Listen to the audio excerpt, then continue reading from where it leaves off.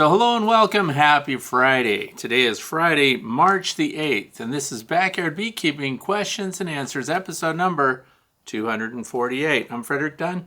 This is the way to be. So I'm really glad that you're here today, hopefully trying to learn something about bees. And if you're keeping bees and have them already, I hope that winter did not kill them off. We have weird weather ahead and weird weather today while we're talking about it.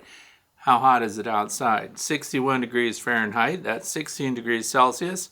Little windy, little gusty, 5-mile-per-hour wind, 61% relative humidity, so that's great. If you've got some damp hives that need to dry themselves out, that's not bad. But it's going to make a turn for the worse this weekend. It's going to snow. That's what they say here in the northeastern United States, the state of Pennsylvania. So can't relax yet, and you can't take off your fondant and things like that. We'll talk about those things at the end. If you want to know what we're going to discuss today, look down in the video description below and see all the topics in order. And you can submit your own question. You can go to thewaytobee.org and click on the page also marked The Way to Bee. There's a form for you to fill out. You can submit a topic. It doesn't have to be a question, just something that maybe we should know about even. Who knows? So these questions were submitted over the past week, and we're going to kick it right off. If you have a question right now and it's just burning up your brain, you have to get an answer. Go to the Facebook group, The Way to Bee Fellowship. Join up, and you can talk about bees, share about bees, ask questions. It's a friendly group of people, so I hope you go there. Starting off with question number 1 comes from Brian from Wilbraham, Massachusetts. Wilbraham. Anyway, it says, "Good evening, Fred. Thank you for all the information. I'm a first-year beekeeper and currently taking a very informative 3-day class on beekeeping. I'm given a top bar hive that was built by my deceased brother, and I'm trying to determine how to modify your information to a top bar. We actually have 2 hives, and the bees will arrive mid-April. We're looking primarily to have bees as pollinators for our farm. There seems to be some negative thoughts on top bar hives, and I'm just looking to get some good advice. Thank you in advance for your consideration." Well, not only will we consider it, let's talk about this. Now, I have to, big disclaimer here, I don't own a top bar hive, so we'll talk a little bit about it. I have friends that have tried them. So people that, like to go into a holistic way of keeping bees seem to run into the top bar hive as one of the most commonly suggested hive designs. And if you start looking around, you'll find very few books written about top bar hives. But what I want to point out, and why I went ahead and I'm going to answer the question, because I'm not a top bar expert after all, but I do understand bees and bee biology. And so I think once you understand how bees live, the spaces that they occupy and how they use the spaces they occupy, you can actually come up with your own hive designs. You can actually be pretty darn unique. I have some beehives here on my property that are not like any other hive. And when you get into these unique designs, it can become an issue when it comes to using equipment or getting stuff that's being advertised and sold for backyard beekeepers. It may not fit your hive. So some of these things are very specific and design parameters. So the reason I want to talk about it is why does the horizontal hive group, by the way, is it's appealing. The design is great because kids can use them, adults can use them, old people can use them. In fact, handicapped people can use the horizontal hive format. And there are groups doing research on beehives that can tilt so that you can even access the bees from your wheelchair. And the reason I bring this up is because this has appeal. You don't have to unstack boxes. It's not a Langstroth hive. There's no heavy lifting, so you're lifting frames. And I think that's why it's so popular. And if you start to do research on top bar hives, you're going to find out that there are 2 designs that come up over and over again. One is called the Kenyan top bar hive. And there's another design that I didn't really look into because Kenyan kind of took it over. Now here's the funny part. Kenyan, it makes you think of Africa, right?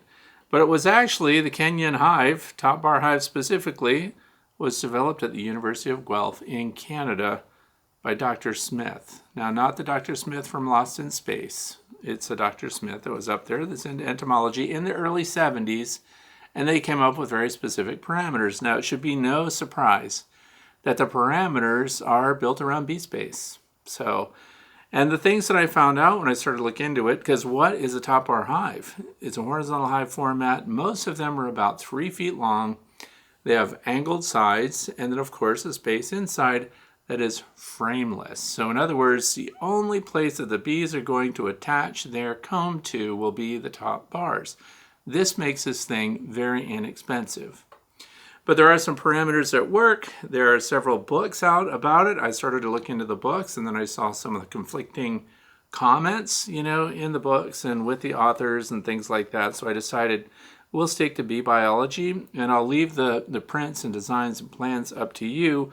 But I did find some consistencies when it comes to top bar Kenyan hive design, right? So the angles of the sidewalls average 30 degrees. This is 90 degrees, come 30 degrees in, right? So that seemed pretty consistent. The other thing was the depth of the interior cavity was about 12 inches. Now this is interesting too, because I have to think about Randy McCaffrey, who's known online as Dirt Rooster, and Jeff Horchoff, who's known on YouTube also as Mr. Ed.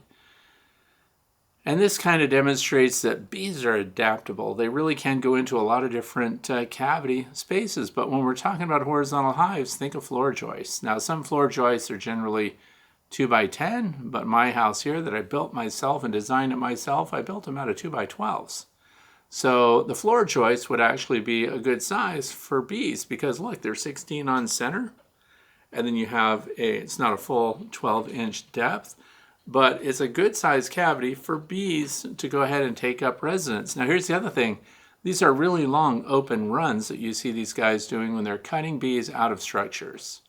So the bees are very versatile. So what it really comes down to is how can you personally manage them in the space. So that's really what it comes down to when we talk about backyard beekeeping. It has to have some facility to it, right? So you have to be able to get into it. So there's going to have to be a lid. The top bars all come together, so they form the interior cover, right? So there's no inner cover for that. But I would say that if I were building a top bar hive, I would want to have an inner cover for insulation purposes. So University of Guelph, obviously, I'm sure they get a lot of heavy winters up there. But so I looked at the standard Langstroth frames, right? So we think about the length of this. So if it were a top bar only, then I would look only at what else? The top bar of this frame. So the side pieces would be gone and the bottom's gone. Now this presents benefits. It's very inexpensive and doesn't use much wood. It has drawbacks because it is not framed in, and therefore you have free hanging comb which attaches itself only to the underside of your top bar. But then when we get down to the size of it, so when I was looking at the top bar of this, right, it's built around bee space. We know that removable frames were developed by Lorenzo Langstroth. But if you look at the shoulders of this, then I would think that if I were building my own top bar hive, this is just us, sitting down talking and thinking about if we were doing this ourselves, what would it be like? Well, I would look at these extremities here, so these shoulders, right? So I measured those, and they are roughly 1 inch and 3/8. You can also go down to 1 inch and 1/4. So the reason we want that is because when you start putting all these frames side by side, we don't want the bees to build a bunch of cross comb. We don't want them bridging over. So the other side of that is there's a little V piece of wood that is being mounted underneath. If it were me personally, I would glue it up with wood glue, Tite Bond 3 specifically.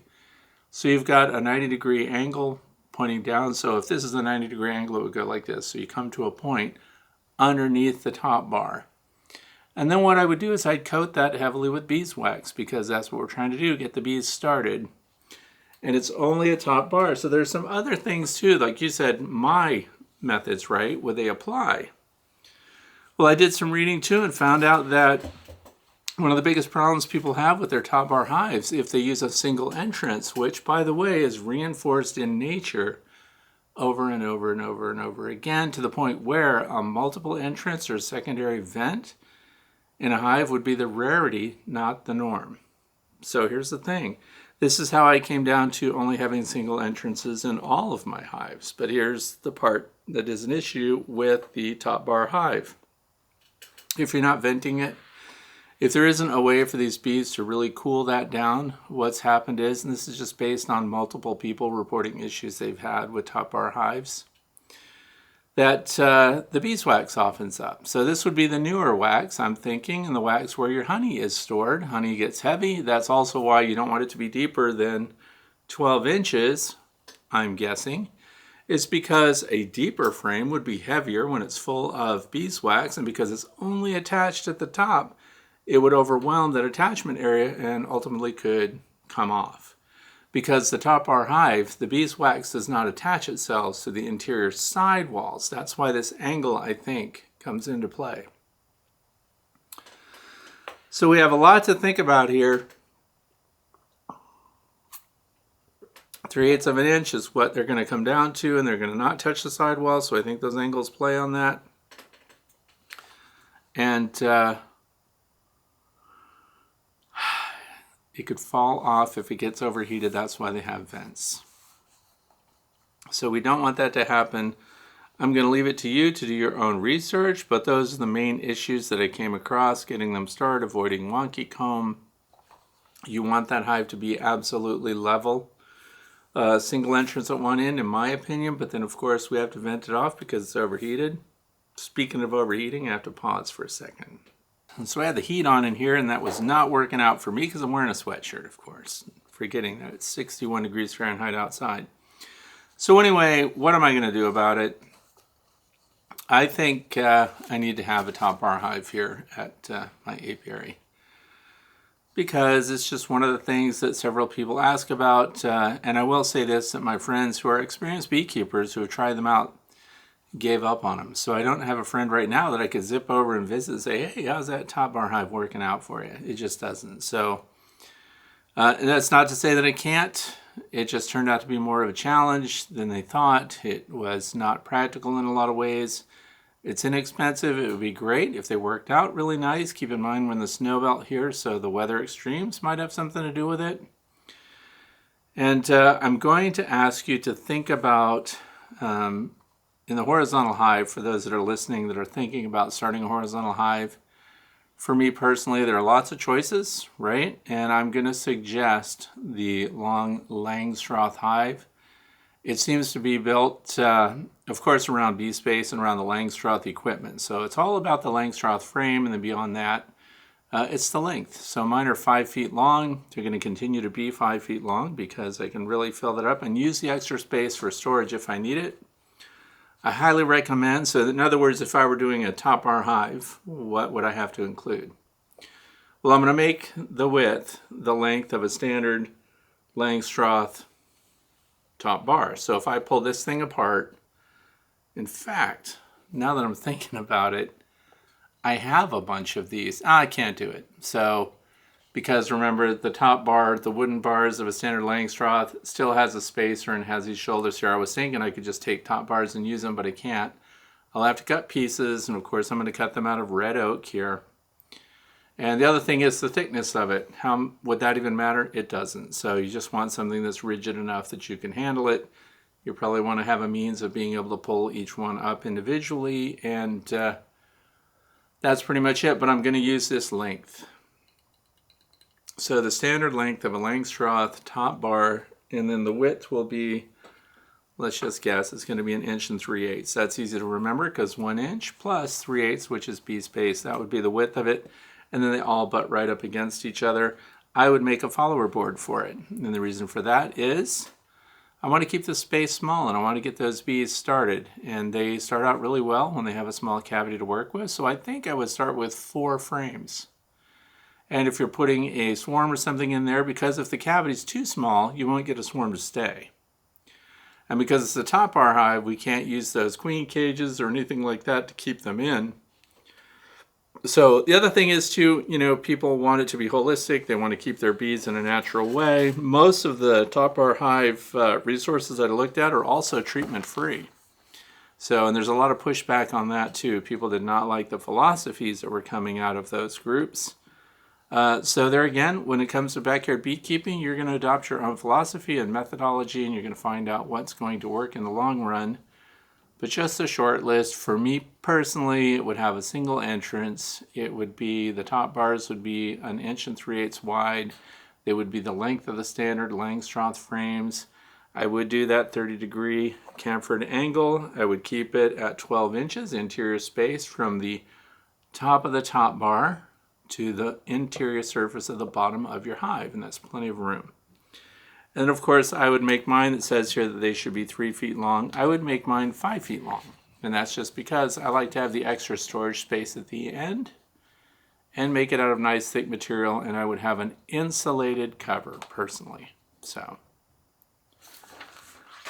that settles that for the first one. I know there's going to be discussion about it. Some of these people are not open to discussion when it comes to modifying what they feel is the perfect hive. So that's just my 2 cents. Question number 2 comes from Colleen. And it says that I'm so hoping I catch a swarm this year. I've had a deep frame, 10 frame nuke and a long hive. From Dr. Leo, and it's waiting for swarms going on the 4th year. We retired on a fixed income, so I'm not wanting to buy bees. I live on 37 acres in southwest Missouri. And there's got to be swarms around here. A few days ago, I painted a mixture of beeswax and propolis around the entrances of each hive. My long hive is painted yellow. Does color matter? I just heard bees don't like yellow. I'm doubtful that's true. So was just waiting patiently here in Missouri. Okay, so here's the thing. Bees like yellow. Of course they do. Bees are attracted to yellow. In fact, bees investigate yellow things first. So a lot of flowers are yellow. And remember that bees see differently than we do, but there's nothing wrong with having yellow hives. Here's what I think about. I know a lot of people that are listening right now are probably thinking about setting up their very first hive, and one of the things that comes to mind is they want to paint them different colors, right? Here's my take on that. I don't like to announce that my beehives are out in some field somewhere. So bright colors don't work for me. I want my hives to blend with the environment. So the question as to whether or not bees like a color, dislike a color, see a color well, or don't, they're going to find the location of their hive based on landmarks. So if you've got a special tree or a big rock or a special bush or something like that, and your hive goes next to that, that becomes a visual landmark for your bees when they're out foraging and returning back. After that, it's pheromones. So sometimes when people pack a bunch of hives in a very close proximity to one another, they make dramatic, high contrast, geometric designs on the front of their hives. For me, like in my Way to Be Academy building, all the entrances are in a row. Each entrance has a physical difference as far as the shape of the roof over it, or the pieces of wood that are next to it. So it's beyond color, it's geometry. But then, of course, when the bees get to the entrance, they're going to smell it and they're going to know, do they belong there or don't they? Is that their hive or isn't it? So the color is not that important unless, for example, you're in a hot area and you're going to paint your hive black. I've never seen, we did have one black beehive years ago.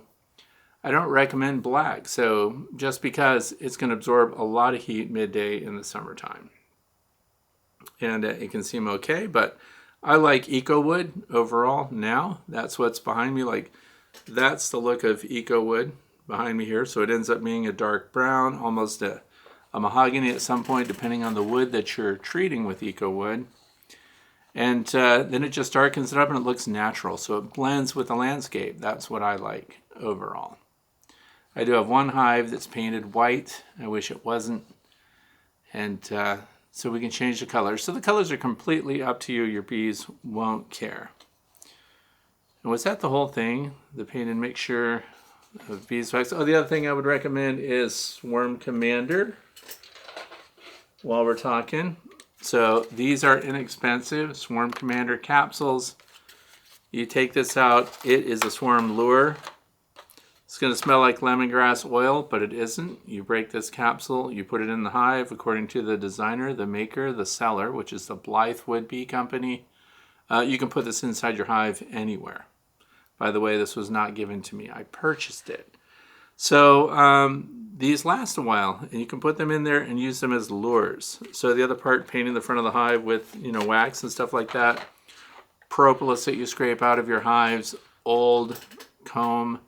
Instead of throwing it away, maybe chunk it up and throw some of that on the bottom. Anything that makes it smell like it's been lived in by bees before. Now, if there's any kind of brood disease, do not keep that comb. Get rid of it. So you can use it to attract them. So I hope that matters. I hope it comes. And when it says here, 4 years, I understand not wanting to buy bees because I'm leaning that way myself. I haven't bought, packaged bees or anything like that for a long time. And queens, my bees are making their own, so I don't need that stuff. So you want to try as much as possible to be independent when it comes to stuff like that. But I am going to recommend Swarm Commander. People that have used it think it's really good. I have not set out a lot of swarm traps myself because I'm getting all my swarms right here in their bivouac location before they move on into a trap, which they think is their final residence, So anyway, moving on. Question number 3 comes from Rachel from Madison, New York. It says here, I live in upstate New York. It was about 60 degrees. Happy to see the bees out, and they congregated on our chicken feeder. They have sugar, but do I need to supplement them with pollen? All right, now the date of this, that was the 26th of February. Is that an old one? 26 February. Anyway, right now, no, you don't need to feed them pollen because that's in my neck of the woods too.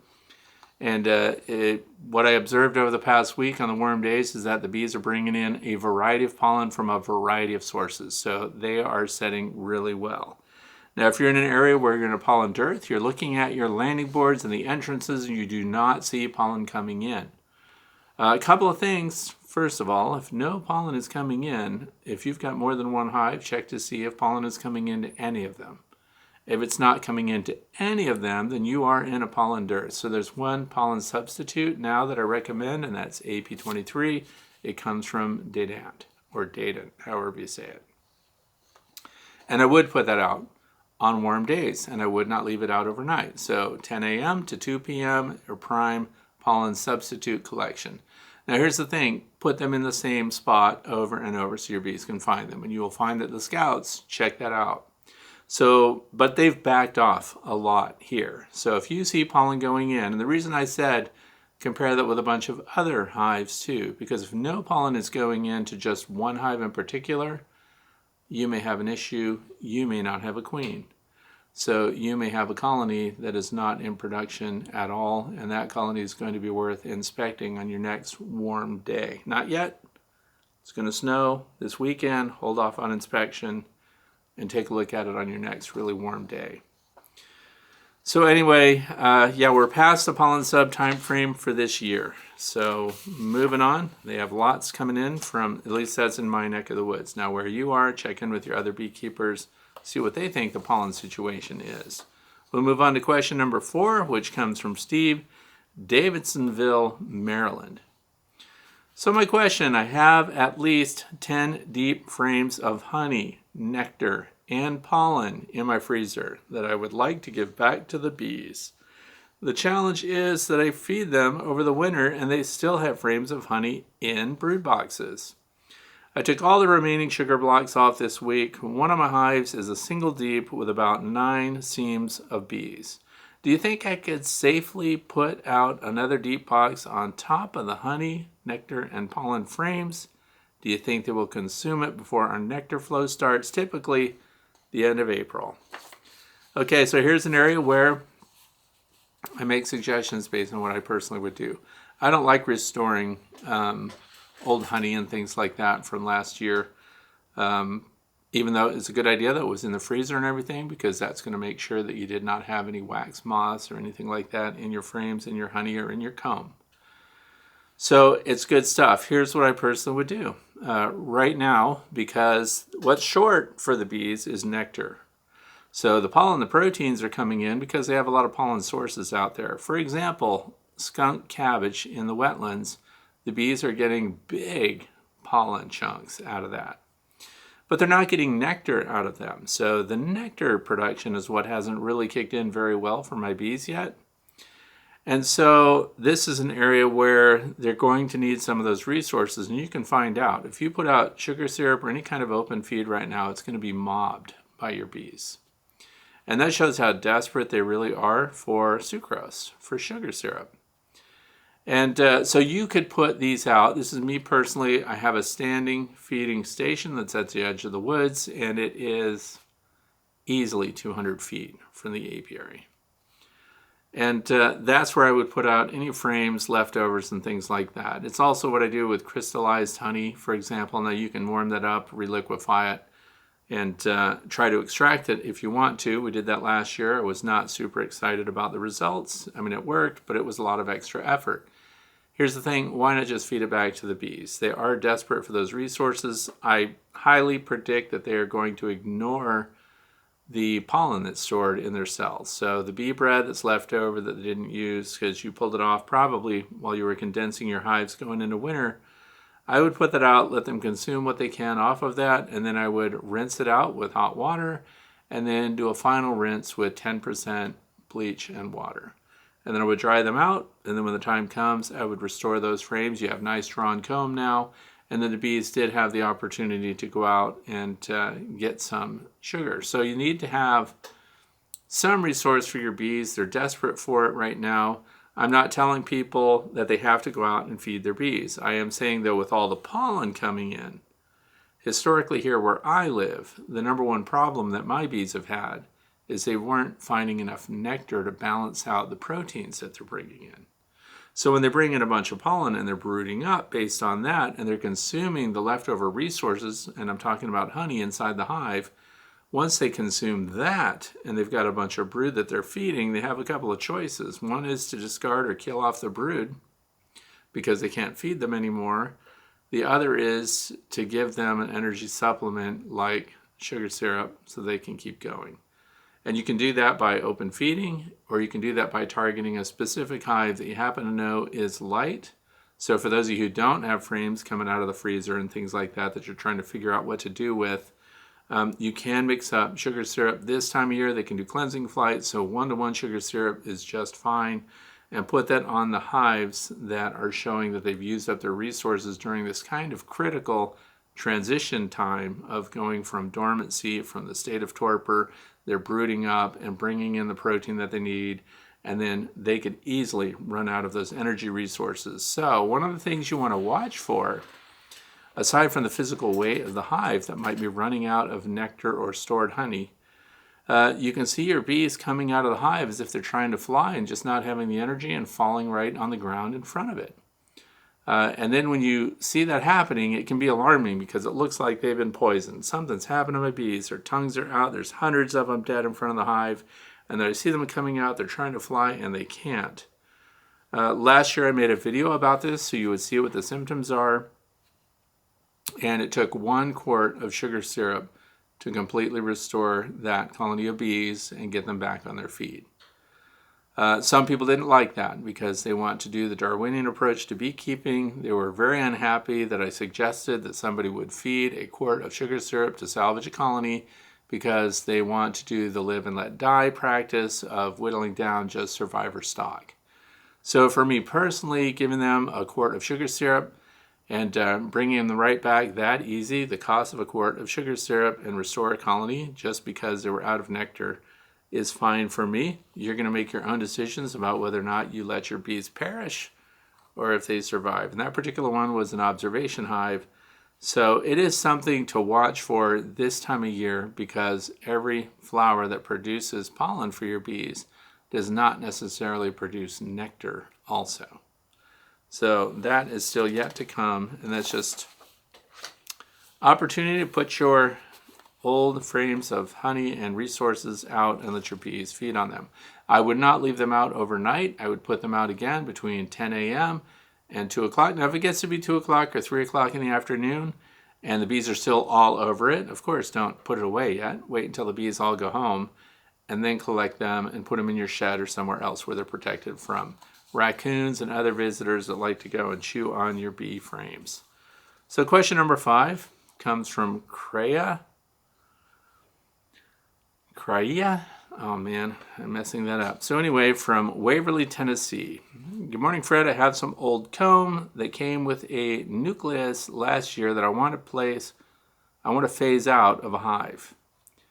It has much brood in them. Suggestions on how to get them out of the hive. I have a hive butler, but unsure if this is the way to go. Thank you for your videos. Okay, so here's the thing. And this is great because I hadn't thought about this until I saw this question. You've got old frames in your hive that you want to phase out. But when you look at the frame, there's still some brood in it. So you don't want to just pull it and kill the brood, if it's worker brood, drones, whatever it happens to be. So what are you going to do? So you've got a frame that's a third of worker brood, but you want to get them out. What would you do? How would you get them out? Here's what you do. I like this story. So we have... You're probably sick of me showing these, but it comes around time and again. I get excited because this is a way to use this queen isolation cage. This holds a single frame. So what am I going to suggest? How do you think I would use this? I don't want to put a queen in it. But it occurred to me reading this question, I can just pull this frame of brood that I'm hoping to let them emerge, because if you just leave it in the hive, what's it going to do? You run the risk of the queen, of course, scooting back over there and putting a new batch of eggs in it. So then you never get away from this really old frame. And you might be wondering, Fred, how long do you keep your frames anyway? Well, when it comes to brood, 5 years is the magic number, and I'm phasing them out 2 at a time. So 20% of the frames, if it's in the brood box, leave every year and get refreshed. And I don't checkerboard, I push all the existing frames together so the new frames are on the outside. But I can take that frame and I can put it in this cage, and I can let those bees emerge, and the queen can't get in there, so she can't lay eggs, so she can't keep that old, yucky, dark comb going. So you can rotate that out and use the queen cage to do it. And then once they're all emerged out of that, there you go. Pull the frame and get rid of it, and you didn't have to sacrifice any brood. I was excited about that question, so that was pretty good. Next question comes from Dan from Montague, Michigan. If I place a chunk of beeswax inside a hive, will the bees utilize it to make new wax? What if I grated it, trying to see if I can assist bees in producing new wax without taxing them so much? Okay, that was a really interesting question, and for somebody like me who spent a lot of time watching to see what they do with wax. Bees are very fickle about the wax that they reuse, and sometimes they just cut it off and haul it right out of there. I did a bunch of micro, macro videography over the past several days, and you do see bees carrying bits of wax in their mandibles and flying it out of the hive. So what I was noticing is when it's cap wax, for example, the cap wax that they put on their honey stores, that is generally the newest wax, so bees produce it fresh, right? But you also see that when they uncap honey and things like that, they'll glom it onto the adjacent beeswax, and sometimes they mix that with the new wax that they're producing from their own wax glands, so they're amending it. And they're not necessarily getting rid of all of it. The wax that I see them chew off and remove from the hive is that fibrous capping that usually goes over the brood. So when they cut that off and the worker cuts itself out, and you've got this wax cap kind of hanging there like a trap door, they'll grab that, wad it up, and fly it out of the hive. So that's interesting to me. So the idea of grating your wax and, making small chunks or fine shavings and things like that, and just hoping that your bees will pick that up and somehow use it to compose their wax, their comb and their cells, right? I don't think that's going to be very practical. I think you'll just end up with a bunch of beeswax on the bottom of your hive or wherever you were going to place it. However, if you're trying to find something to do with your beeswax, I would heavily coat whatever is already in your hive. So if you've got wooden frames, I would coat those things with beeswax. Now here's the other thing. Beeswax can be heated too much. Beeswax can be made too hot and the bees don't like it. It'll also lose its great smell. So I'd like to recommend that you try to keep your beeswax melting down in the low 150s, and that's degrees Fahrenheit. So you want to melt the wax, but you don't want it to lose, and like overheated wax becomes pretty brittle, and there are differences. And I think that your bees won't use that very well, but here's the other thing. I'd like to see you take that wax, if it's nice and clean and good wax, and just heat it to the 150s and coat your wooden frames, coat your foundation with it. That will get your bees off to a much better start, right? The other thing is, if you're trying to get them not to use a lot of their resources, it's proven over and over again that 1-to-1 sugar syrup, if it's a new colony that you're trying to help them kick off, like we're going to have really bad weather here, if it's going to freeze and rain and things like that, we can't put syrup on, right? So we have to wait until later. And once we know that we're beyond the freeze zone at night, right, then you can start to put sugar syrup on for the colonies that are needing to build all new comb. And once they start building, you have to keep that sugar syrup available to them. And there's been some evidence, most of it anecdotal because I can't find the research on it, that 1-to-1 right now is, if you had a 4-pound bag of sugar, then you would use half a gallon of water. You mix those together. That's 1-to-1 sugar syrup. But actually a thinner sugar syrup, so less than 1-to-1, right, has actually demonstrated that the bees continue to use that and they build comb with it. So here's the other thing. If you don't provide that, they're going to use their honey stores for what they need to manufacture the beeswax to make new comb. So you have options, but if you're really trying to help them out, I don't know of any way to reintroduce the beeswax other than to coat surfaces with it. So that's about it for that question. If somebody else has, found a way to grind or shape or shave or make little micro chunks of beeswax and found that your bees actually do use it, there have been rare examples where people sent me information and said, hey, I saw these bees picking up wax bits and flying it back to the hive. I don't know what they're doing with it. Sometimes beeswax also has other things in it that the bees are interested in. We also don't know what happened to that forager when it got back and went to the dance floor where all of the pollen collectors and the nectar foragers come to brag about what they found out in the field. If you show up with some old beeswax that you found somewhere, they might be getting beeped and shoved off to a corner somewhere. We don't know if when they went into the hive, it actually gets accepted and used somewhere. There's not much talk about that, and in my observation hives, I don't see it happening. I see the beeswax going out. I don't see beeswax from other places coming in as little bits and pieces of beeswax. And another area where if they did collect beeswax, where we would be seeing it, would be when the colonies are being robbed out. So a colony that's being robbed, they tear into the beeswax to get to the resources, and these little bits and pieces of comb are all over the bottom of the hive. They're all over the landing board. And if ever there were tiny pieces that are easily grabbed and flown away with, then it would be these little chunks at these robbing sites. And we don't see those bees doing that either. So they really don't seem to want to collect beeswax that's been used and is available. So that's it for that one. Moving on to question number 7. This is James. And it says 93 degrees earlier this week in North Texas. By the way, North Texas, the Panhandle area. They still have wildfires going there. They're only 40% contained. Why that doesn't make national news, I don't know. They still have a problem that more than 1 million acres burned in Texas. So anyway, for James, I hope he's well away from that and that it hasn't affected him. So anyway, it was 93 degrees earlier this week in North Texas, and yesterday it was sleeting. My bees quit taking Ultra Bee this week. So for those who don't know, Ultra Bee is Ultra Bee dry pollen substitute.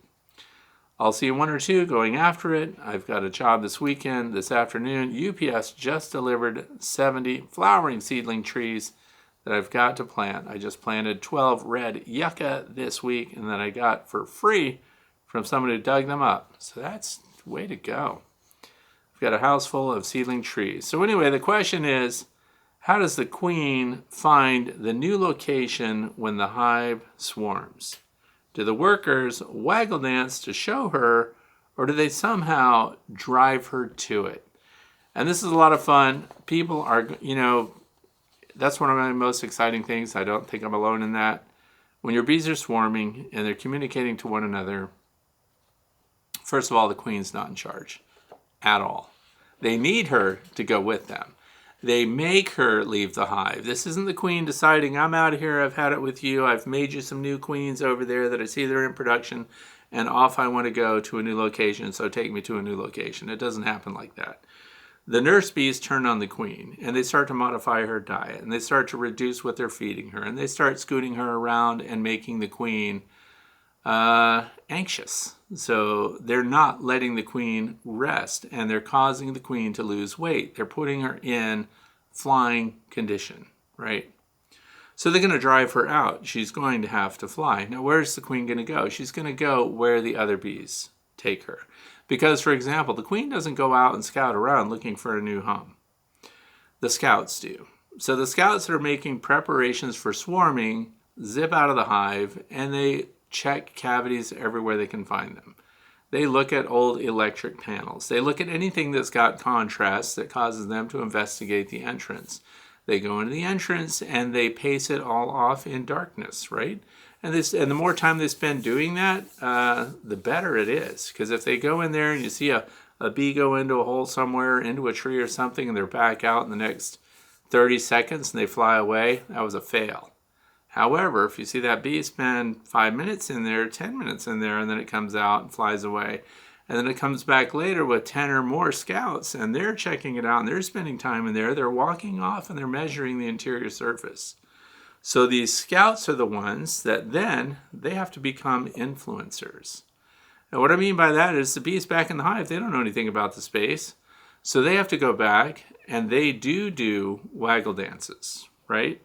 So they communicate with others, and they bring a bunch of other bees with them to check out the cavity and find that it's suitable. Now you would think once they've done all of that they would just leave the hive with the queen and fly directly to the cavity and occupy it. I mean, they know it's there, but they don't do that.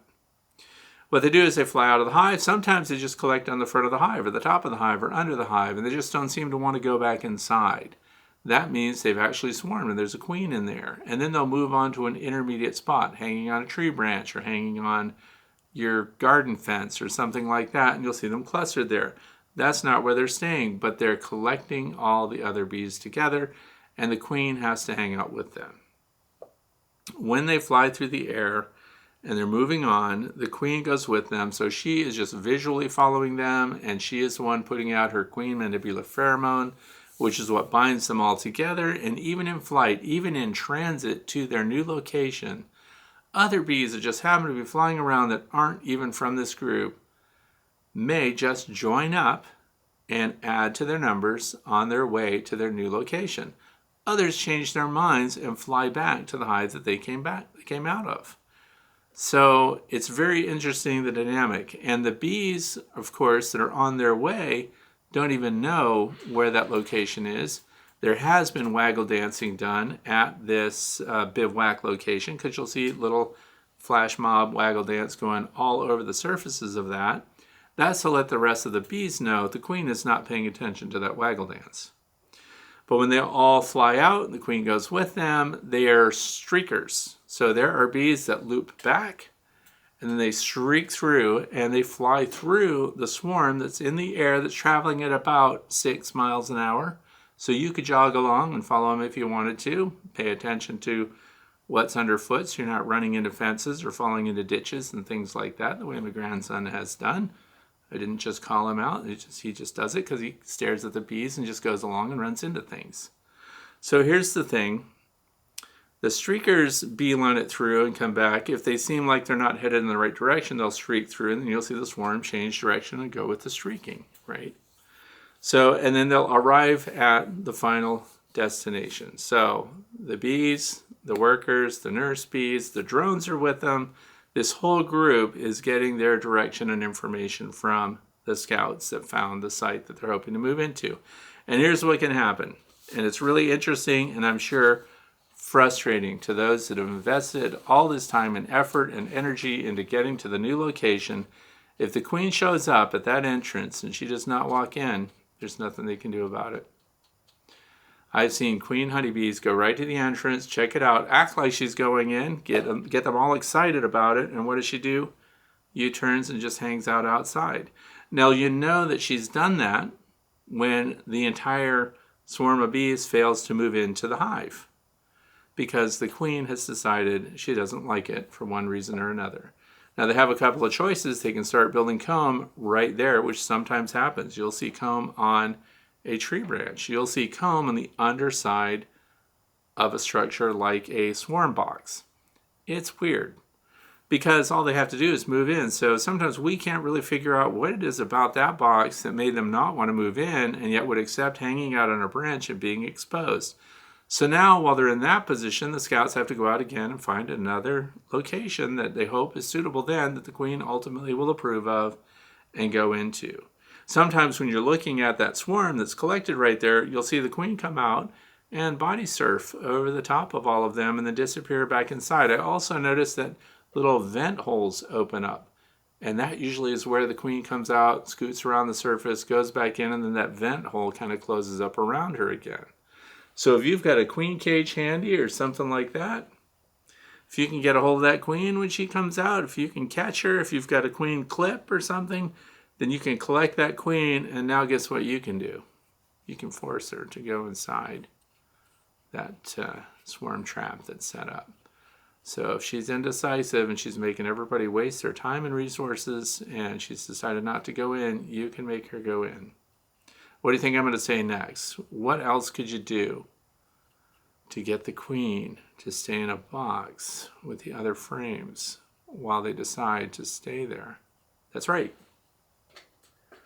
You can put the queen, put a frame inside here. If you've caught the queen, you can open the top of this, get the queen into this queen isolation cage, put this in your swarm box, and then, but of course the swarm box is designed to function with you not being there, so I realize this is not practical. But if you happen to be there and you're observing things and you're seeing this frustrating event where the queen is not going in, you can get the queen, put her in here on a frame, and put this in your final box. And then now she can't leave. She can't change her mind, because that happens too. The queen finally does go in. They all go in. They start fanning their Nasonov glands at the landing board. You're all excited. They moved in. They decided they're going to stay. And the next thing you come out with your cup of coffee. You're just coming to check on my new swarm. You look at it and the box is completely empty and there's not a single bee in there. They shifted colors. They took off on you while you were out there doing nothing. Had you had your queen in an isolation frame cage, she would not have left. You have them right there. And you need to have her there for 3 or 4 days on that frame. So now you can see if she starts laying. So 7 days later, she hasn't laid yet. That means that was a virgin queen. And you got to get her out of that cage because she has to make a mating flight. At least one, maybe several.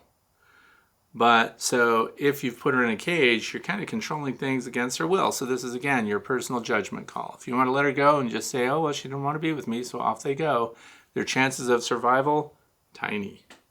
So you're actually doing them a favor by finding that queen. And I can't wait to use the swarm reacher that I got from the conference this year.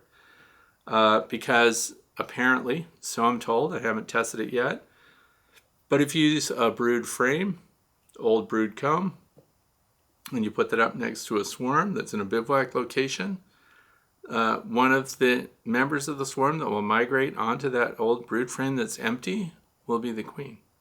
That's what I'm told. I don't know. Haven't tried it. Can't wait to try it. I'm going to try it, and if I do, and if it works or if it fails, either way, you're going to see a video from me on the swarm reacher. I know that there are people that are in parts of the country right now that are nice and warm and toasty, and you're probably dealing with swarms already. We are well away from that here in the state of Pennsylvania. So anyway, that's what happens with the queen. Now, for those of you who want to read a book, maybe you're like, Fred, that didn't satisfy my appetite for knowledge on that. What could I read to get deeper? You want to read a book by Dr. Thomas Seeley. It's called The Honeybee Democracy. It's all about influencers, the TikTokers of the bee world, and how they get others to do what they want them to do. That's the end of question number 7. Let's do question number 8, which comes from Frank from Commerce, Michigan.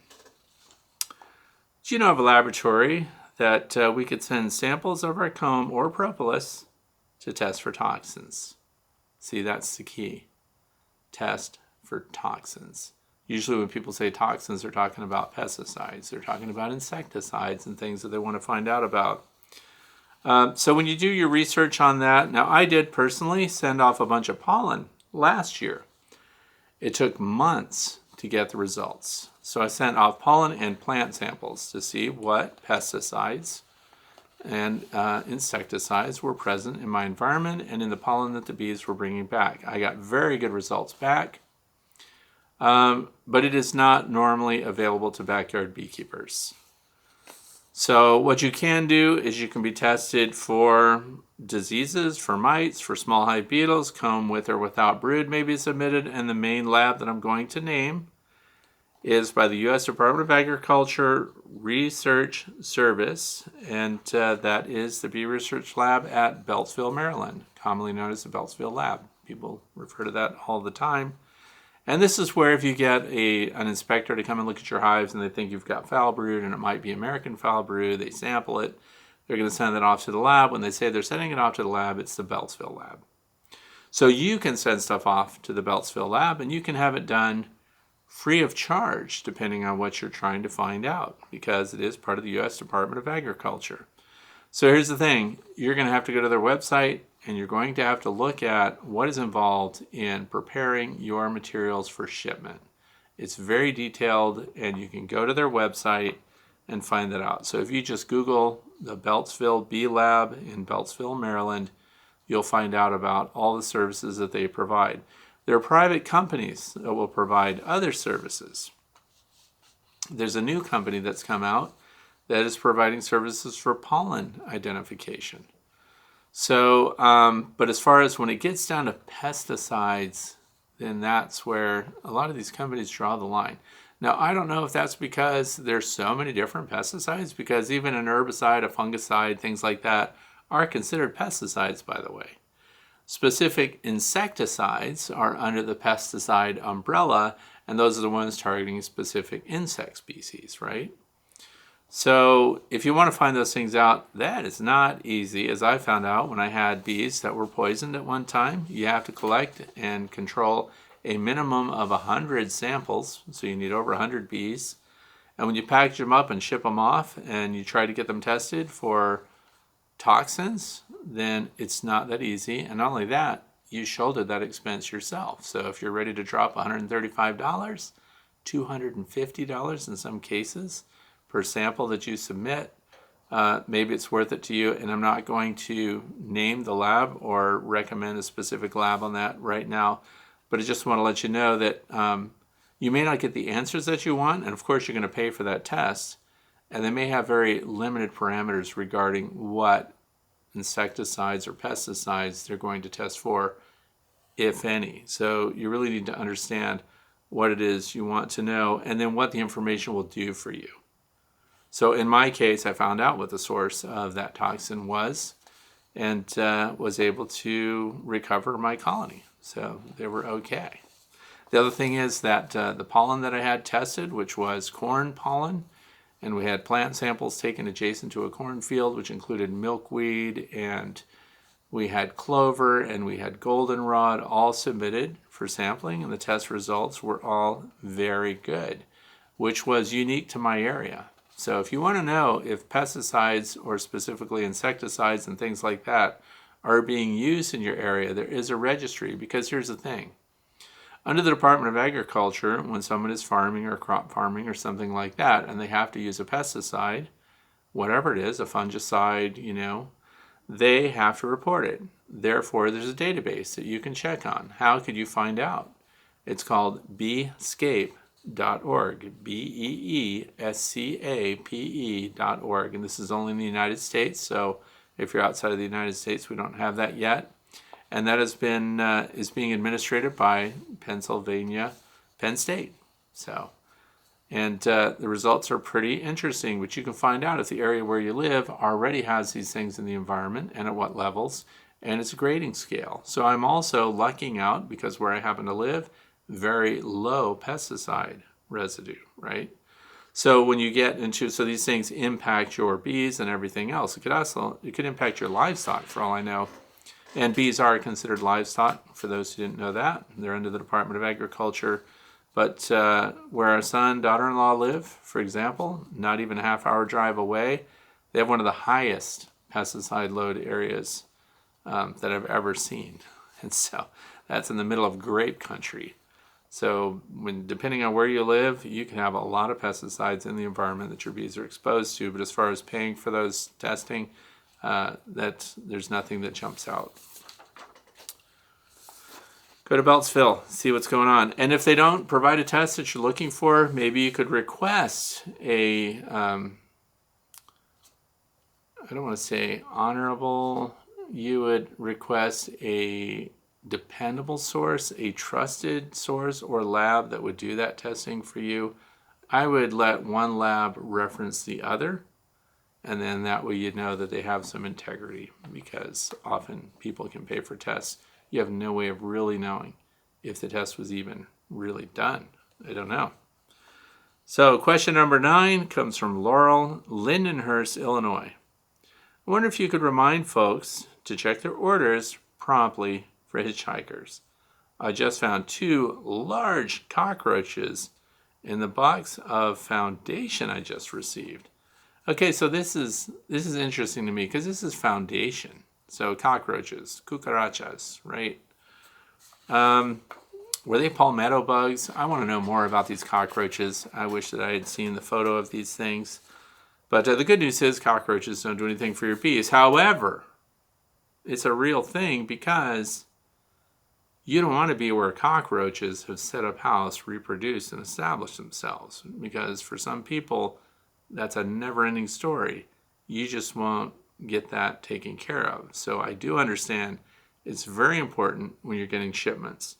Now, Laurel did not say where these hitchhikers came from or what they bought, but that's actually something that should be reported, because they are not following protocol when it comes to making sure that there are no hitchhikers and pest species moving around.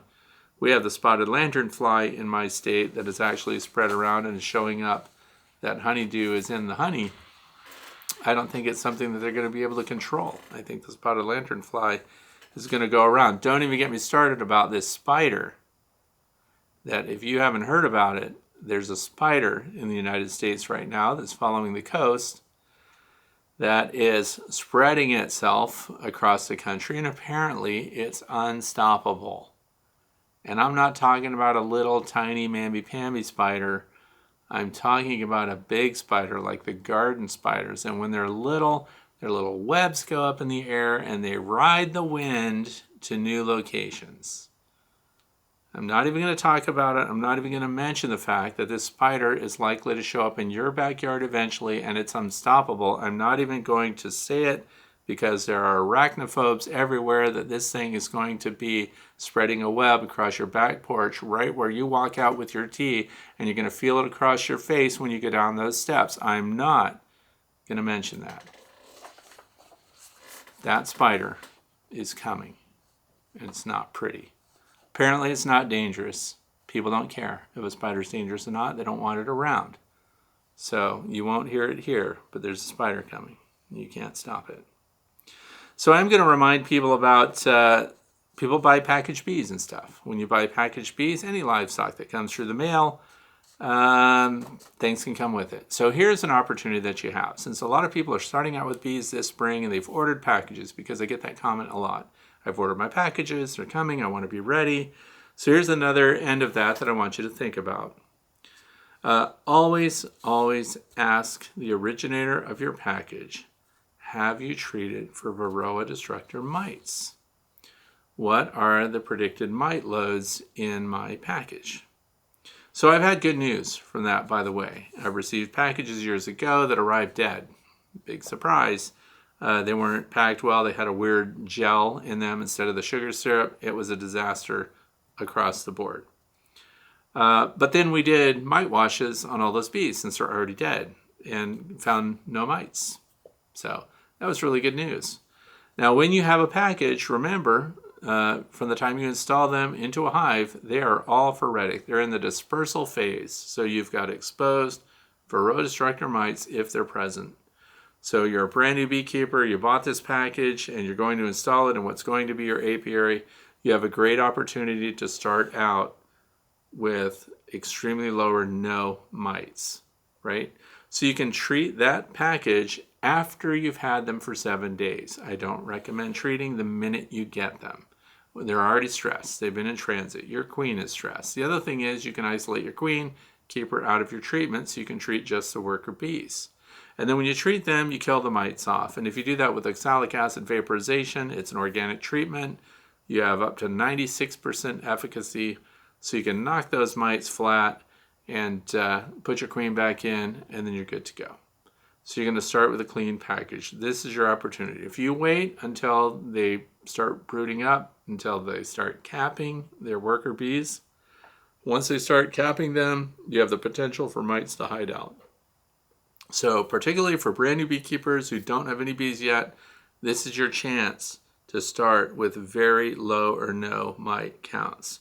So number one, ask the originator, did they treat for mites? What are the mite loads?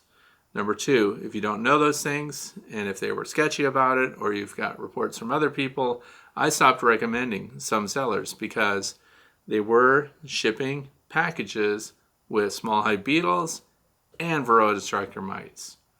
You just can't mention them again. And that's because these people are not getting their stuff under control before they ship them out to you. So you're a new beekeeper, bring in your experienced beekeeper mentor, whoever it happens to be, assess that package and make sure they're not bringing anything with it. So anything that you're getting, make sure that they're clear. I'm not going to mention the spiders at all that are coming your way, flying with the strong winds. So you don't want to be downwind of that.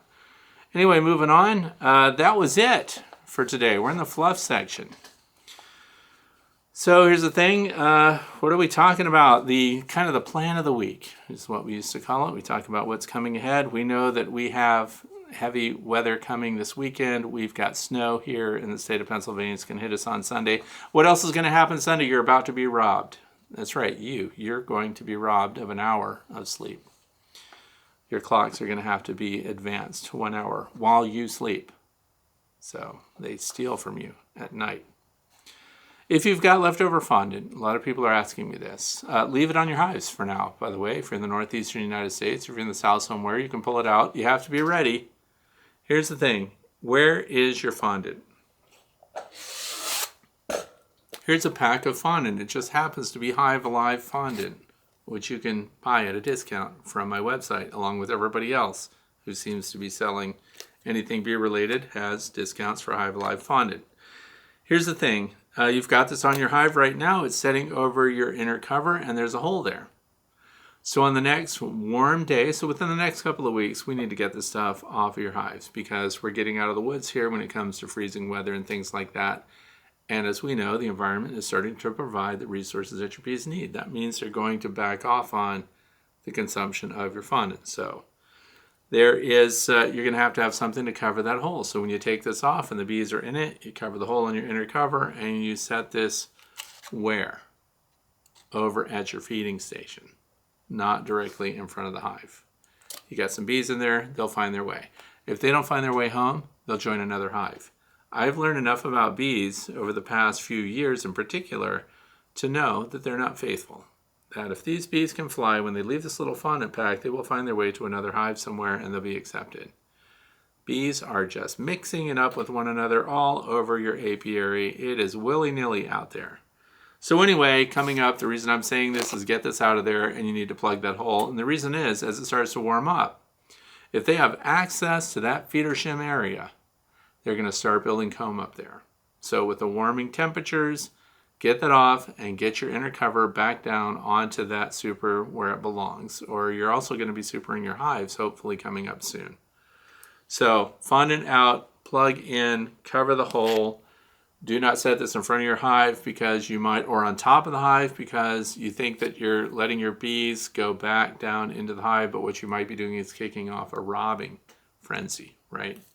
Another option that you have is to have these handheld cordless shop vacs, right? You can suck up the bees and then go store your fondant in a tote or whatever you're going to do, and then just open up your vac and let them out.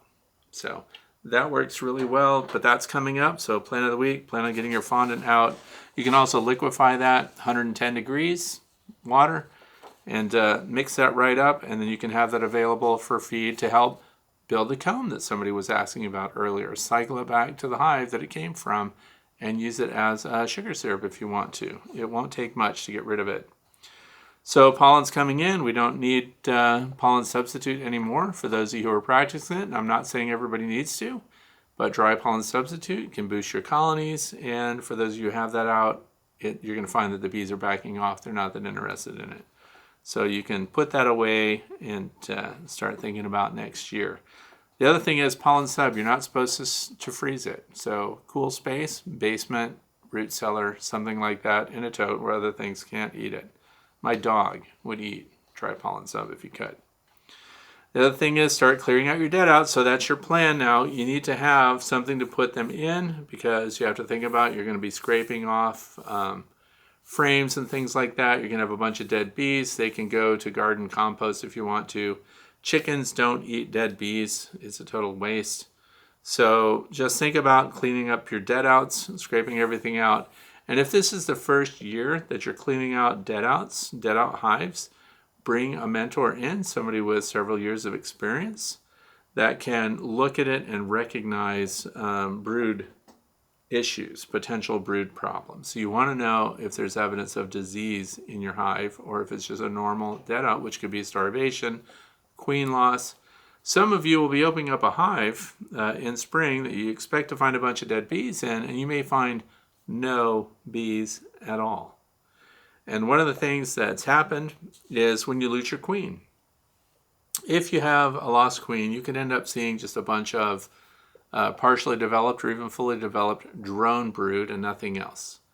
And that's a good example of, you look at your frames and there was a laying worker and several laying workers, by the way, because there's almost never just a laying worker. But your workers started laying and they're trying to survive and get their genetics out there while their numbers just dwindle. And then eventually they didn't have enough bees to even warm the brood. So now we have chilled brood that died. They're undernourished, they're small, and that's very obvious. So you want people that can look at your frames with you, and then we need to clean that up. Now, could you install a package or a swarm of bees and would they clean out those cells for you? They would, but why make them do it? I recommend you uncap it all. Wash it out with a power washer. Every beekeeper, I hope, would eventually have a power washer. They're very handy. You can wash out the old pollen and stuff like that that's in there. It's very rare that bees that move into it fresh would use old stored pollen. In fact, the resident bees might have even encapsulated it because we've learned that if the pollen that's in the cells has been turned into bee bread but has insecticides or herbicides present in it, they may not feed that to their bees. Therefore, the nurse bees were not consuming it to convert it to baby bee food. And so there it just sits, and sometimes they seal it up with wax. So you need to soften that with water and wash that out too. Counting on your bees to clean that up is no guarantee. So the other thing is give your new bees the freshest start that you possibly can. So we're coming up within the next couple of weeks. You can go ahead and clean out your dead outs and get them ready. Now, last year I did learn that taking those dead outs down to a single deep box, 10 frame or 8, made no difference. Swarms were apt to just voluntarily move into them. So if you can clean it up, leave some brood frames in there. In fact, it should be loaded with all your frames because one of the things that happens if you are taking frames from some of these dead outs, right, and using them elsewhere, but then you don't replace the frames in that box, and that box sits on a rack somewhere that's accessible to bees. When a swarm moves in and you don't know about it, they start building feral comb everywhere because all the frames are not filling all the spaces. So they start attaching the comb to your inner cover, and then you've got a bunch of wild comb. So the boxes that you're setting out, that you're leaving out, that bees have access to, should have all the frames in them. And using the old brood comb as a swarm lure, we had 100% occupation of empty hives last year.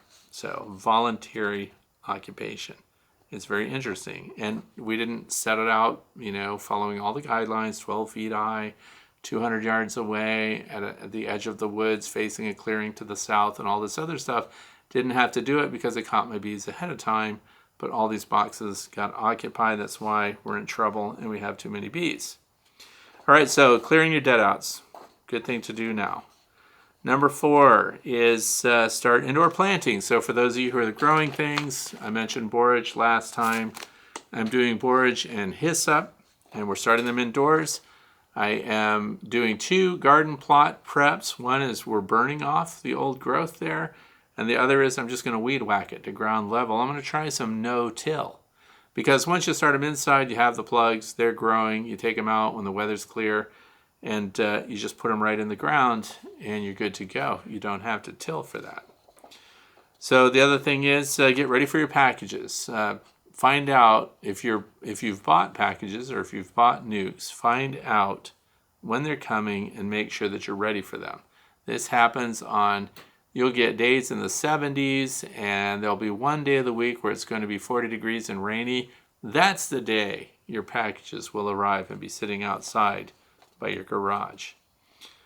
So just be ready. Let the post office know that you've got package bees coming and things like that. They love that. There's nothing postmen and UPS drivers love more than to deliver live bees to you. They don't all love the bees as much as we do. So if you have the same UPS driver, FedEx driver that shows up at your property all the time, stop them and say, hey, I got a package of bees that's going to be coming. Please keep them right side up. Because when you look in the back of that truck, and yours isn't the only one, there'll be a bunch of bees in there for other people that have ordered them for your area, and they're all laying on their side. Even though there's big red and white stickers with big white arrows this end up, the people that are managing your shipment do not care about your bees. So we need to pass it on to them. Hey, could you let the other driver who's going to be driving on Friday when bees come, make sure they stand upright.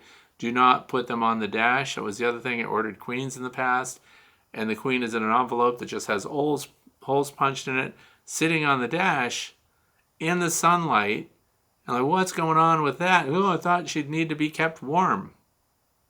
No, this is where we need to teach our delivery people when stuff is coming how to manage it, and also encourage them to pass it on to the people that are at the depot area. This is the best way to handle the bees that are coming. This is the best way. If it says live bees and it's an envelope, those are queens. Please keep them in the shade. And they think they're helping you out, but they just don't know. So it's our job now to educate them so they can pass that on. So just be ready. Make sure they have the right phone number and everything else, and that you're ready to receive your bees and get them hived as soon as possible. Now, if your bees show up in the rain, or if it's really cold and really bad, what should you do with them? You should keep them dark and cool. So in other words, you've got a basement or something, put those packages in your basement. You can spritz them with sugar water, a little test spritz first to see. You'll know by the weight of the package kind of if they've used up all the syrup that came with them. But if you do some light spritzes with sugar syrup on the side of it, if their little tongues come out and they're trying to lick that up right away, then they are thirsty and you should help them out. The other thing is sometimes they only need a little water. So you can even spritz water. It doesn't have to have sugar in it at all. And if you see them going after the water, they're thirsty. So if they ignore it and you spritz it on there, then stop. They don't need anything else. So dark, cool, keep them there until the weather changes and you can actually hive them up. What else? Premix syrup for them. Place swarm traps. Yep, it's time. So if you've put swarm traps in for the winter, they're in your garage, your shed, your barn, whatever, it's time to go ahead and start placing them, because remember that your scout bees that are going out from the hives that are going to swarm, regardless of what you do, you can open up the entrances. You can super your hives. You can do all these things and you're going to get swarms still. So if you're going to do traps, get them out now. What's next? And that's it. So I want to thank you for spending time with me here today. If you've got questions, please put them down in the comment section. I also would like to remind you, please go to the website, thewaytobee.org. If you want to submit a comment or a question, then go ahead and click on the page marked The Way to Bee. And you can fill out that form, and I read them all. It doesn't mean that they all show up here on a Friday Q&A. But if I think it's going to be pertinent to a lot of people, sometimes if it's an emergency, I respond to that right away. I'm not going to make you wait until a Friday to find out. And don't forget to please also go to the Way to Bee Fellowship on Facebook, and then you can discuss bees at any time, day or night. There are people there from all over the world. There's over 6,000 members. That's not a big group, so it has a small group feel, and we don't allow spamming, advertising, stuff like that. It is just a place where you can discuss, learn about bees, and share your thoughts or get answers to your questions. So that's really good. The other thing is, down in the video description, you're going to see a link to smoker pellets. And that's a fundraiser for my Northwest Pennsylvania Beekeepers Association. Our mission is that we educate people about bees. It is a nonprofit organization. And so we're selling switchgrass pellets, which are for your smoker. And this is, I've tested smoker fuel of all kinds through the years, and the smoker pellets that we're getting, the switchgrass pellets, are the best smoker pellets I have ever used. Once they're lit, they take a little energy to get started. So I use a propane burner to start them off. Once they're lit, half a canister, normal size canister, will burn the entire afternoon for me. So a dense smoke, a cool smoke. Now some people will say, and the link to that is down in the video description. So I want to thank you in advance if you support us by buying the smoker pellets. But the other thing is, some people will say, well, you can just get, pellet stove pellets and use those in your smoker. And I'd like to caution you about that specifically. You have to think about, and pellets for pellet stoves, which are, a lot of people use this for whole house heating around here. So the pellet stoves are, what's the design purpose of those pellets? The purpose of pellet stove pellets is to generate a lot of heat, okay? We don't want that in our bee smoker. We want cool smoke. The other thing is, they like to have a reduction in the amount of smoke they produce because that makes a cleaner pellet stove fuel, right? So again, these are opposite purposes. So the switchgrass pellets that we're using generate a lot of smoke. We want that. A dense smoke. We want that. A cool smoke. We want that because that's best for the bees and the bees respond to it. The other thing is, if there's such a thing as smoke that doesn't smell bad, the switchgrass pellets that are in the smokers that we use are the best smelling smoke. So if you're using smoke, that's it. They don't compare to pellet stove smoke. And I did some research on smoker fuels because somebody was asking about burlap, for example, because we looked into another type of pellet smoke that was very expensive, and people wondered if it didn't have some medicinal qualities. But part of the study was they used burlap. Did you know when they put burlap in the smokers, and I linked that study in that video, when the smoker was loaded with burlap, the bees were less calm than if you hadn't used smoke at all. Now I realize that's one study, and I don't know if that's across the board, but if you're putting burlap in there, see if your bees are not actually becoming agitated from the smoke generated from burlap. And if they are, then you're better off just using a spritz of sugar syrup or something, or no smoke, according to that study. And they evaluated the anger level or the defense response level of the bees by how much venom they would produce. It was a pretty interesting study. If you want to know more about it, I will go ahead and put that link down in the video description too, so you can read about some of the smoker fuel. It was about hops, I believe. So hops was very expensive. And then in the study, they compared it with, because they said 60%, hops was 60% more calming to bees than burlap. But then in the burlap study, the burlap burning in that study cause your bees to be less calm than if you had not used a smoker at all. Really interesting stuff. Anyway, I want to thank you again for listening and being here, and I hope you have a fantastic weekend and week ahead, and enjoy your loss of an hour of sleep. Thanks for watching.